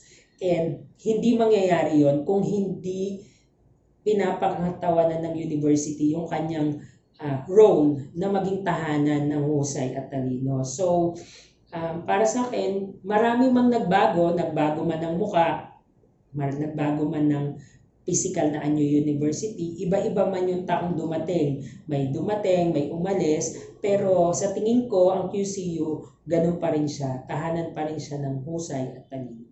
Siguro rin sa naging mga presidente, sa mga naging pangulo o mga direktor na humawak from skills training, QCP, Quezon City Polytechnic University, hanggang ngayon QCU. Nakakasabay siya sa trend. Ang QCPU, simula nun malaki talaga ang pagbabago, paangat ang QC. Ngayon kasi, way back nung skills training pa lang siya, halos ang mga empleyado noon is contract of service. Ngayon is may mga plantilla na, may mga permanent na. Noon kasi wala kaming nakikitang kung saan kami pupunta. Ngayon, nakikita na namin na may tenure na din ang QCPU. At ang mga estudyante naman, talagang degree na dating vocational lang ang ino-offer. Ngayon ay ino-offer na degree, may accountancy na rin, saka magbubukas na rin ata ang education. Ang ating lokal na pamahalaan sa pamumuno ni Mayor Joy Belmonte, ng ating Vice Mayor Gian Soto, full support sa Quezon City University. Alam nyo naman na ang Board of Regents natin ay binubuo ng mga representante ng ating mga distrito. So lahat ng 6 districts ng Quezon City, yung nakaupo sa Committee on Education ay nandiyan. So ang suporta nila hindi lang mainly financial, yun ang kadalasang nakikita nating suporta ng gobyerno lahat ng estudyante ng Quezon City University ay scholar ng Quezon City Government, no? Ang budget natin inapprove ng council para sa pangtustos sa expenses ng university, mapa kuryente, tubig, pampasahod, benefits ng mga faculty ay dito at saka ng ating mga admin support staff. Dito lahat nanggagaling. sa local government natin, sa gobyerno. Pero bukod pa doon, kaya ako na-mention yung Board of Regents, sila din kasi ang nag-a-aproba, tumutulong sa ating balangkasin kung anong policies natin, mga polisiya, para sa pagpapatibay at pagpapatupad ng mandato ng ating university. It's a university for the citizens of Quezon City. It's a university for the businesses in Quezon City. It's a university that we hope will improve the lives of the youth of Quezon City. Pag na-improve kasi natin ang lives ng youth ng Quezon City, it will also improve the lives of their family. Kasi syempre magkakahanap buhay yan, may improve yung lives ng pamumuhay ng pamilya, magkakaroon ng economic growth. Diba yung iikot na ng iikot, taas aangat ang Quezon City at ang bawat mamamayan nito. So yun ang tingin naming kahalagahan na suportado tayo kasi pati yung mga policy natin nakaayon sa kung ano ang role ng university sa pamahalaan. Sabi nga sa akin ni Mayor Joy Del Monte nung una kong humarap sa kanya bilang Pangulo, which is a week after my election as President. Ang sabi niya sa akin, kailangan mailagay natin ang Quezon City University sa ecosystem ng Quezon City. So sabi niya, dapat nakikita na gumaganap talaga ng mahalagang role ang Quezon City University sa pamumuno ng buong Quezon City government. At nakikita ko yon dahil sa suporta na binibigay nila. So hindi lang financial, tinutulungan din nila tayo magbalangkasang policy. Suportado nila lahat ng mga pangarap natin para sa university. Sa totoo lang, ang tataas ng pangarap ng Quezon City government para sa QCU. At yun ay isang malaking oportunidad para sa atin sa QCU. Sa paglipas ng taon, naging malaki ang pagbabago sa QCU. Ngunit patuloy ang mga tao sa universidad sa pagtahak ng higit pang mga hakbang patungo sa ikuunlad nito. Simula ngayon siguro, nasa mission, nasa vision ng ating bagong presidente ngayon na maging #1 local university na talagang nangunguna sa pagkakaroon ng mga trabaho ang ating mga graduate. Kasi alam ko ang plano kasi sa QCPU, meron tayong swimming pool para sa mga estudyante, para sa physical education, no? At saka dadagdagan pa yung courses natin.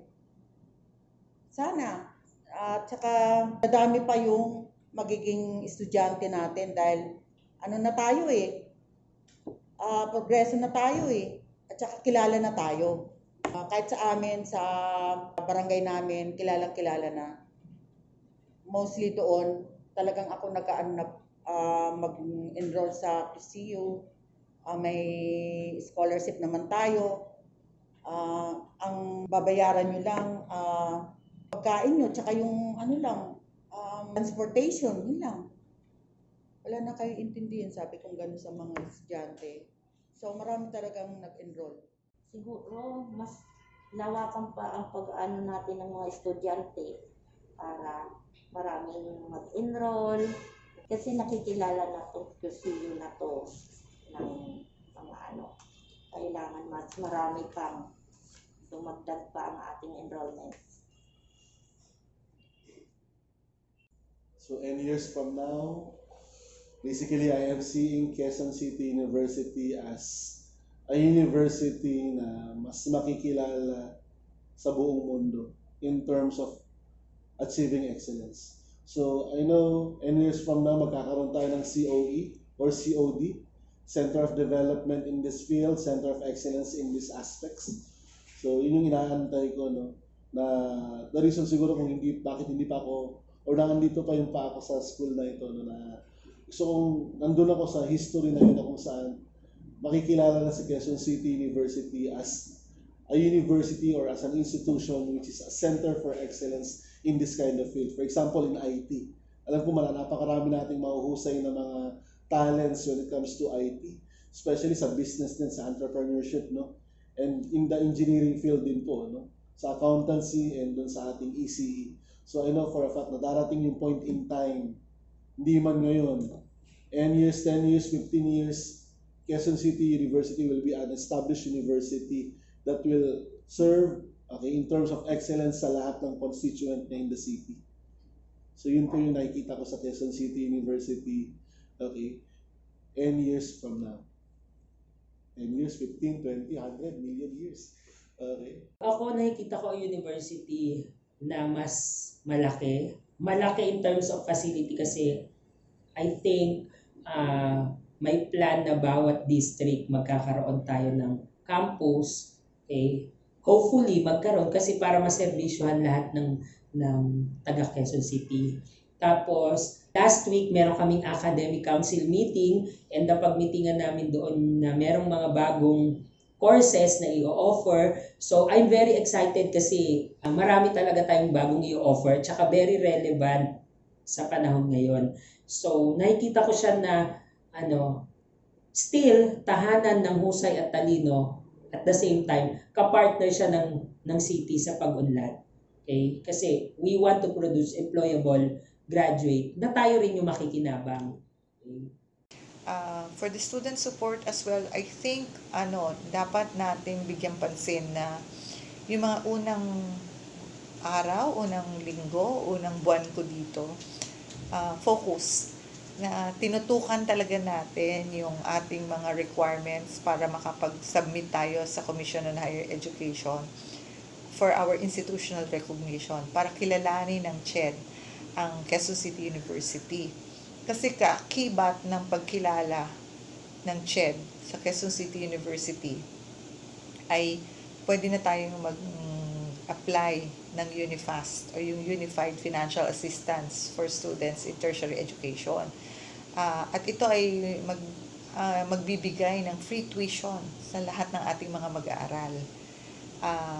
Bukod pa doon, pwede din pagka na institution recognized na tayo, nakakuha tayo ng UniFAST, bawat isang mag-aaral ay may financial assistance na 20,000 per semester na pwedeng makuha. Tapos yung mga graduating students from our board courses, like yung mga estudyante natin na naka-enroll sa accountancy, tsaka sa ECE, Electronics and Communications Engineering, they can also avail of a 10,000 grant before graduation. Ang layo nito, magamit nila yon para sa pag-a-apply nila para sa board exams. So lahat ito para tulungan ng mga estudyante. Whether nag-pandemic tayo o hindi pandemic, tuloy-tuloy ang pagsuporta natin sa ating mga mag-aaral. Sabi ko nga sa isang seminar isang webinar for the teachers and admin, the reason for our being in the university are our students. Kung walang estudyante, walang Quezon City University. Ang excited tayo na umpisahan ng kurso is education. So, magpo-put up tayo ng College of Education kasi gusto nating mag-offer ng Bachelor of Science in Elementary, Secondary Education, Special Education. Ang pangarap nga sana natin, ang gusto nating direksyon, pati master's degree, pwede nating offer in education at saka doctorate in education, yung buong vertical articulation ng education. Kasi alam nyo ba na almost 2,000 teachers ang kailangan ng Quezon City. So gusto natin na dito sa Quezon City University ma-train ang future teachers ng Quezon City para teachers pa lang ini-inculcate na natin yung values na gusto natin for Quezon City. Other than that, gusto din natin na maging educational institution for the government, hindi lang local government, national government ang Quezon City University. Alam naman natin na andito sa Quezon City ang House of Representatives. So, nandito din sa Quezon City lahat ng central government offices. Department of Agriculture, Department of Agrarian Reform, Department of Environment and Natural Sciences, lahat ng central government offices. Civil Service Commission, Commission on Audit, yung mga opisina sa elliptical, di ba? Sa ating Quezon City Circle.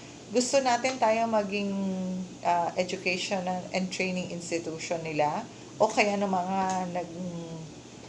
nag-a-aspire, nangangarap na makapagtrabaho doon ng mga mga kabataan. So, pwede tayong mag-open ng Bachelor in Public Policy and Management o Bachelor in Public Administration. At hindi naman natin kailangang mag-intay ng matagal na panahon para gawin to. Kasi pwede tayong makipag-partner sa mga educational institutions na nasa Quezon City din. Mayaman tayo sa educational institutions sa Quezon City. We have the University of the Philippines, Ateneo de Manila University. Pwede tayong mag-partner sa kanila para ma-invite nating magturo dito yung mga ibang professors doon. Tapos yung mga gagraduate dito ay nag-benefit ng mga magagaling na professors, hindi lang ng Quezon City University, but also ng UP, ng Ateneo, ng Miriam. Tapos bibigyan natin sila ng Quezon City University diploma.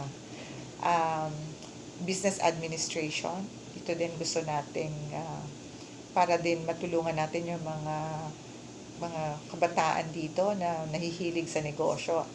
Aside from entrepreneurship, I'm also excited about Bachelor of Science in Food Technology kasi alam ko, yun ang kurso na madaling i-ladderized eh.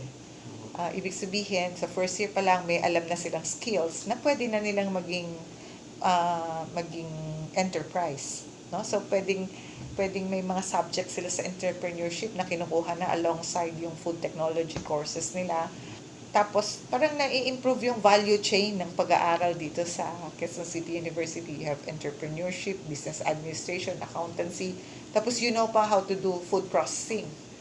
Diba? So, andito lahat. Excited din tayo, no?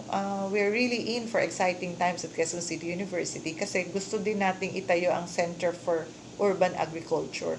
Ang mga campuses natin, may mga urban farm models na. Kasi sinasabi natin, mahalaga na kahit na sa syudad tayo, nasa city tayo, there's food security. Nakita naman natin yan during the pandemic. Mahirap ang pagpasok ng raw materials or food sa city. But wala na tayong kakatakutan dapat kasi yung university ay naging sentro ng mga urban farm models. Tapos ine-extend natin, nilalabas natin sa mga community around us in Quezon City.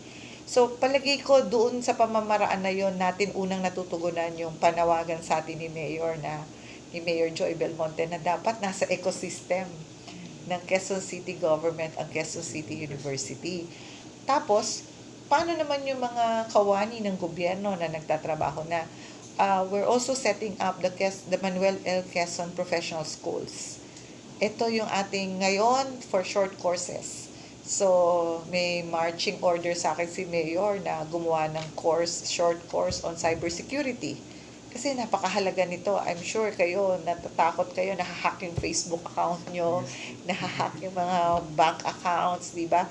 Yung mga proseso, pag nagbigay tayo ng ating information online, paano natin ma-ensure na secure siya, na hindi siya magagamit ng mga for scrupulous purposes, di ba? So, yun yung mga plano nating immediate na gagawin. Yung iba dyan, madali natin magawa, kagaya ng short courses, kasi professional schools nga. Yung iba will be medyo, pwede nating umpisahan ng first sem, next school year, 2021-2022, like the College of Education, kasi there's a real need for the graduates. I-pacing natin. Di ba? Sunod-sunod na din yan until ma-achieve natin talaga yung ating pinapangarap na vibrant, dynamic, the number 1 local university of employable graduates. Maganda sigurong i-define natin kung ano bang ibig sabihin ng employable graduates para bawat isang mag-aaral ay alam din natin kung ano yung katagang employable. Di ba? Yung pag sinabi kasi nating employable graduates, ang talagang pakahulugan nun sa mundo ng paggawa ay pwede kang magkatrabaho kahit saan, kahit anumang panahon. Ang sabi nga pag lumabas ka sa pinapasukan mong trabaho ngayon, ay mapasok ka naman sa ibang trabaho at makakakuha ka pa rin ng marangal na trabaho. Dati kasi, ang security of tenure ay yung permanent ka, di ba? Sa labor law natin, 6 months ka probation, tapos after 6 months, permanent ka na. So yun ang natin tinatawag na security of tenure. Sa gobyerno, may probation period ka, o kaya mag-umpisa kang contract of services, pagkatapos magiging permanent ka dahil may ino-occupy kang plantilla position. Ang sinasabi ngayon sa mundo ng paggawa, hindi natin kailangan ng permanent position. Ang kailangan natin ay tayo mismo, bawat isa, ay handa, continuous na nag-i-improve ng knowledge, ng skills, may tamang attitude na trainable, teachable, continuously learning individuals, para kahit umalis ka sa trabaho na ito, umaalis ka kasi mas magandang oportunidad para sa'yo. Whether the opportunity is malapit lang sa tirahan mo yung trabaho, kaya mas convenient, at ang mas magandang opportunity ay mapopromote ka, mas magandang benepisyo, mas magandang authority o responsibility ang ma-enjoy mo sa lilipatan mo. So, yun ang pangarap natin. Bawat isang Quezon City University graduate ay magtatagumpay kanilang pinagtatrabahuhan at makakapagtagumpay din, di ba? Sa iba pang pagtatrabahuhan. Kasi sa akin, it's not enough na number 1 sought after graduates. Number 1 nga kayong hinahanap ng mga employers, pero ang position nyo naman doon, rank and file. Parang permanent na rank and file, di ba? Okay lang yon na mag-umpisa sa baba na as an opening opportunity. Pero dapat ang Quezon City University graduate ay may kakayahan, di ba, na makapasok, umangat doon sa pinagtatrabahuhan niya at maging sought after ng iba ding kumpanya. Yeah, gusto ko pinag-aagawan kayo dahil magagaling kayo, di ba? Yun yung pangarap natin sa bawat isang graduate sa Quezon City University. May additional question po tayo, ma'am. Ito po yun. Ano po ang message niyo po para sa mga QCU students natin? Nung nag-umpisa tayo ng taon, ang sabi ko siguro magandang maging practice natin, yung may theme tayo, diba, for the entire year. Sinabi ko yun, hindi lang naman para sa mga faculty o sa employees ng Quezon City University. I'd like to address that to our Quezon City University students. At ginamit natin theme ngayong yung anniversary, 27th anniversary ng Quezon City, yung focus. Kasi yung focus na yun is actually an acronym also. So, ibig sabihin lang natin, while the word itself is focus, mag-focus lang tayo sa ating kagalingan, sa pag-improve natin, mag-focus tayo sa tamang attitudes, diba? Mag-focus tayo sa pangarap natin na makapagtapos sa Quezon City University para maiangat natin ang buhay natin, ng ating pamilya at ng Quezon City itself. Pero beyond that, ang ibig sabihin din ng focus is, sa panahon ngayon, ang realization natin, we have to have faith in God. Yeah, yun yung magki-carry through sa atin is a faith in God. Even in a crisis, in a pandemic, there are always opportunities. So we have to open our hearts and our mind for these opportunities. C stands for creativity. Now more than ever, we have to be creative. Creative sa pag-aaral, paano mo magagamit talaga yung technology sa pag-aaral mo. You have to be creative in devising ways na your social improvement is also not in the wayside. Kasi di ba ang nawala ngayon talaga ay yung natuto tayo na pakikikapwa. So dapat creative tayo in ways to improve this or to develop this. Na walan tayo kasi ng tsansa na mag-benefit sa natututo din tayo sa kapwa natin mag-aaral. So dapat we have to find creative ways, di ba? Ang nakikita, nakatutok lang tayo, nakafocus din tayo sa gadget. So dapat din, creative tayo on while ganyan, nare-realize natin na may mundo pa outside of the gadget. And then use of resources. Madaming resources na available to us. Isa lang yung information and communication technology. Resource din, pwede nating makita din na sa crisis na to, paano ba natin ginagamit ng wisely ang limited resources that we have. At palagay ko yun yung dapat nating as Quezon City University students, dapat kilalanin tayo sa efficiency natin, tsaka sa effectiveness. Kasi yun yung U doon, use of resources. Tapos S, selfless service. We'd like all our Quezon City University students to be valued when they graduate, to be valued in their workplaces because they render selfless service, no? Service beyond self. What is good for the organization, what is good for the community. Yun yung gusto nating dala-dala ng Quezon City University graduates. Kasi ang palagay namin ay dadalhin kayo sa malayo pagka ang iniisip nyo ay hindi lang sarili, kundi pati ang society at large. At lalong mahalaga, sana yung Quezon City, huwag nyo kakalimutan. Diba? Kasi ito yung nag-nurture sa ating lahat.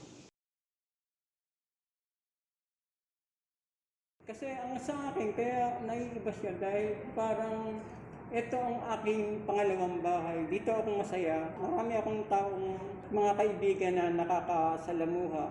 Saka maganda naman pakikisama ko sa kanila. Saka masaya ako dito. Kaya hanggang ngayon, nandito pa rin ako. Yung parang pamilya kayo. Parang pamilya kayo dito sa sa trabaho nyo. Pangalawang pamilya. Ang QCPU talagang second home ko na para sa akin. Maganda kasi marami siya natutulungan, lalo na yung mga mahirap na hindi kayang pag-aralin ng magulang. Kasi meron tayong scholarship eh. Meron tayong scholarship. Meron nga dyan na labandera lang yung nanay. Naiyak ako kasi may nakita kasi akong wallet sa CR kasi yun enrollment.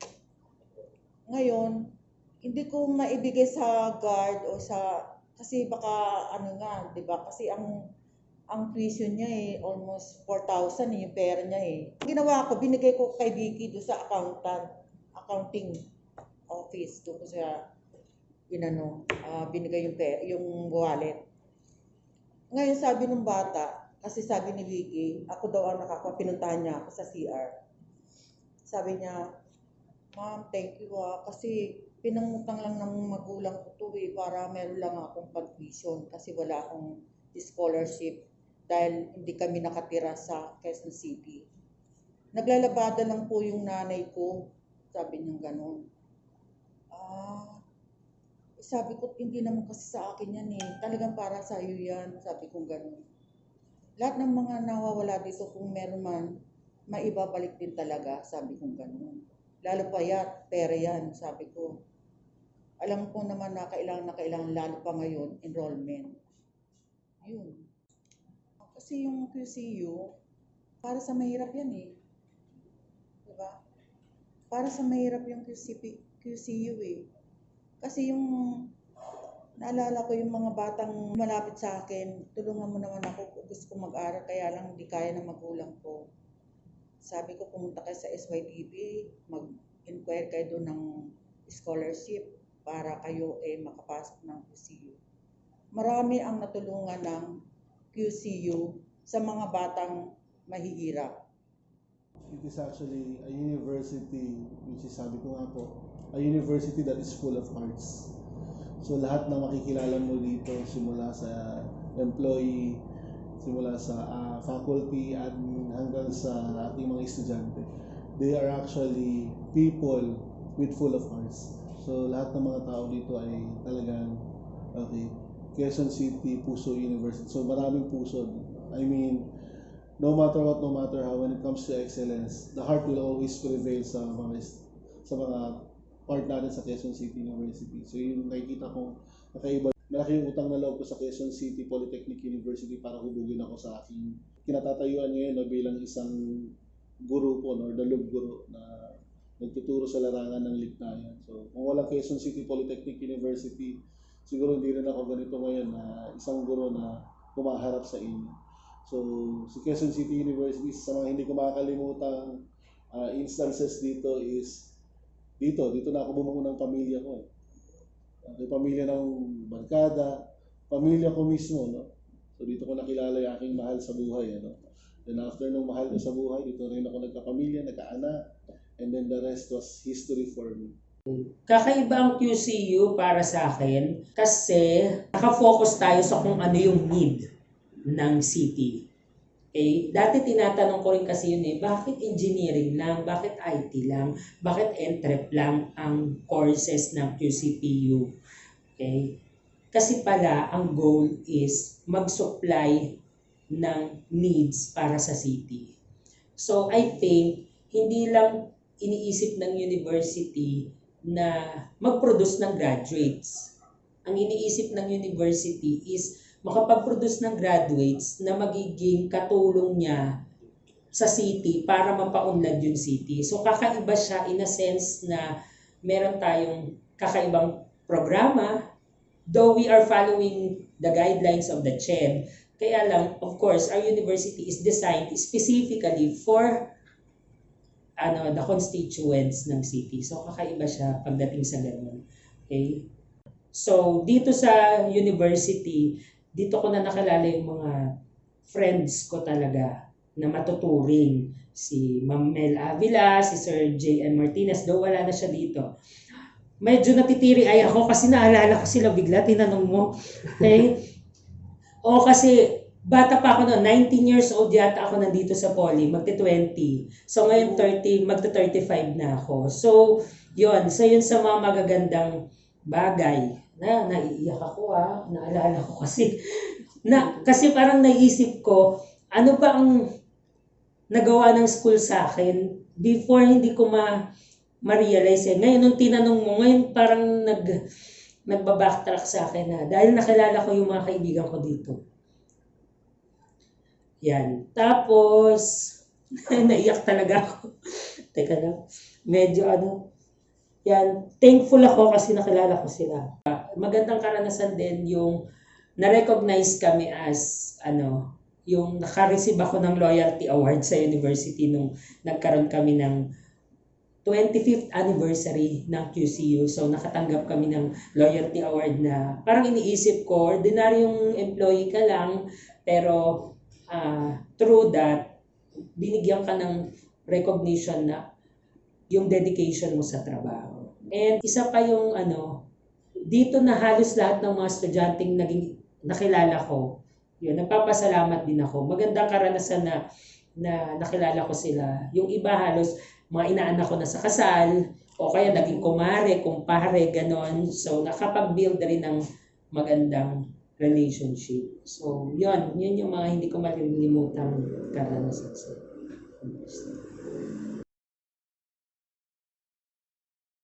Yung ganun na pakikisama sa kapwa, pakikipagkaibigan, nagiging malapit sa mga bawat isa. Malaki ang natutunan ko, ang pakikisama ng tao, ang pag-ano sa libro, yung wala akong kaalam-alam dahil wala akong pinag-aralan. Yung marunong ako magpahiram ng libro, marunong ako basta yun ang natutunan ko dahil sa tagal ko na dito sa library. Ang naglagay sa akin dito, namatay na si Ate Sol. Kasi utility lang ako. Tapos pagka-permanent ko, ilinagay na ako dito. Yun ang malaking pagbabago. Sa akin, natutunan ko dito maging matatag. Kailangan mong tibayan yung loob mo. Kasi kung meron kang pangarap, kung meron kang gusto, hawakan mo yun. At darating yung time na makikita at makikilala ka rin. So, sa 14 years ko dito sa Polytechnic or sa QCU, natutunan ko na maging matatag lang, magkaroon ka lang, magsipag ka, kasi darating yung time na mare-recognize ka rin. Hindi yung pagpasok mo, gusto mo, ito na agad. O kaya kung nandito ka, dapat ganito na agad. Kailangan mo siyang paghirapan. Kailangan mo rin magtiis. So, yun. Kung if ever then, may mga bagong darating, siguro kung mapapanood nila to, siguro ang susi lang, natatandaan ko, sinabi ni Ma'am Merly de la Cruz, kasi siya yung una nag-interview sa akin. Tinanong ko siya noon. Sabi ko, Ma'am, ano po bang gagawin para hindi matanggal dito sa university? Kasi yun yung una ko talagang tinanong dahil ayoko naman na kasing mag-apply sa iba. At saka gusto ko talaga dito sa college. Okay, sabi ko nga noon, kung hindi ako tatanggapin dito, paano po ako magkaka-experience sa college? Kasi parang ang kailangan dito, dapat may experience ka sa university bago ka tanggapin. Sabi ko tuloy kay Ma'am Merly, Ma'am, paano naman po ako magkakaroon ng experience sa college kung hindi niyo po ako tatanggapin? So, tinanggap nila ako. At tinanong ko nga siya, sabi ko, Ma'am, paano hindi ka matatanggal sa university? Sabi niya, basta magpakabait ka at sumunod ka sa mga pinag-uutos. So, siguro, isa yun sa mga natutunan ko, mag-obedience. Sumunod ka muna. Pero kung syempre, tao rin tayo, meron tayong mga sariling pananaw, meron rin tayong mga sariling gusto mangyari. Pero yun na nga, kailangan mo muna sumunod. Ngayon, pag sumunod ka tapos hindi pa rin okay, marami namang paraan para maparating mo yung gusto mong iparating. Okay? So, I mean, yung mga contributions mo for the changes, pwede mo yung iparating sa iba't ibang paraan. Pero kailangan mo lang talagang sumunod, tibayan yung loob mo, tsaka panghawakan mo yung mga pangat mo na dito ka na magstay. Huwag ka na mag-isip, siguro kung nandito ka na, huwag ka na mag-isip na, ay, hindi ako dito magtatagal, huwag ganon.